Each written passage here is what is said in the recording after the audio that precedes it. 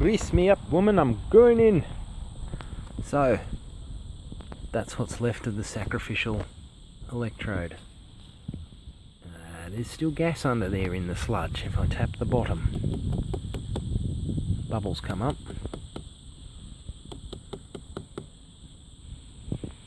I'll go and get a lighter and check that they still burn.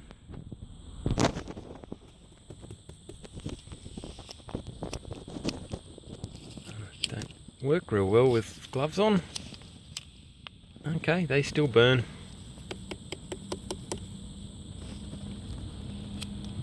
Not much of them to go on, but I've got a pop, a little one. Come on, give us a bit more. Yeah, okay. I'm going to tip that into here so that we can see the bottom. The sludge is quite thick.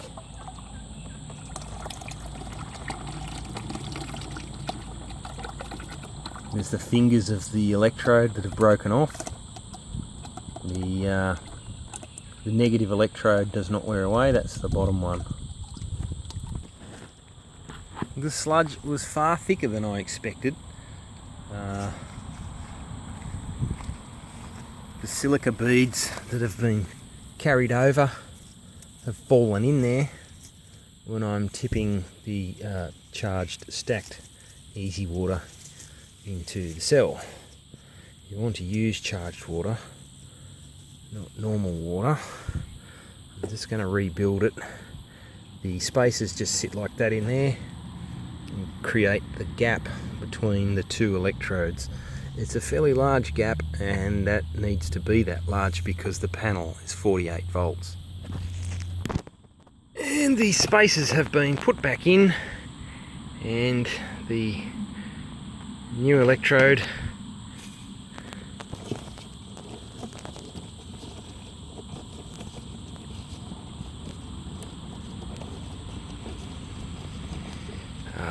come on, really hard working with one hand, this material.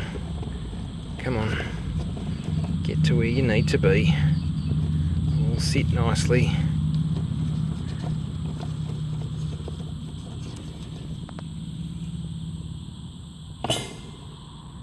Alright, and I'll just tip the sludge and water back in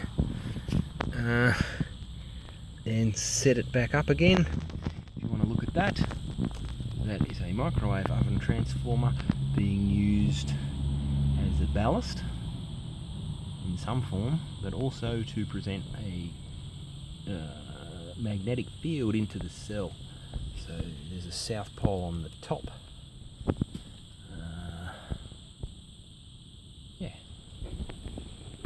I'll just fill this back up and hopefully it starts boomping again. Okay, it's filled back up again. This is... I'll just show you the kind of potential that I've got. It is a bit overcast, so I'm not getting full sun, but I just want to show you what kind of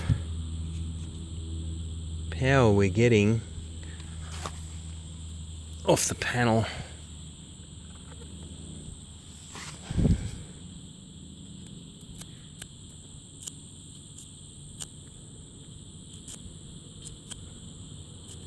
I've been able to pull a steady arc with it. There you go, look at that. In full sun you could TIG weld. Easy. So yeah, that's what's happening right there through the cell. Let's exclude the cell and just go straight to the mott, and you'll see what kind of power is coming through there as well.